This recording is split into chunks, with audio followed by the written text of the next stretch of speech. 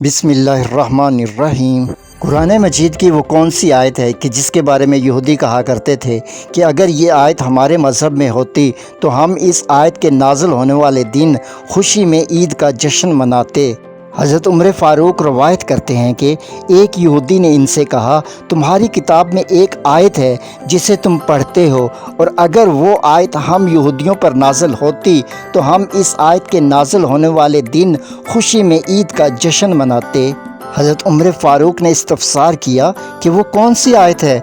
उसने जवाब दिया कि सूरतुल माइदा की ये आयत कि जिसका तर्जुमा यूँ है कि आज मैंने तुम्हारे दीन को मुकम्मल कर दिया और अपनी नेमत तुम पर तमाम कर दी और तुम्हारे लिए दीन इस्लाम पसंद किया।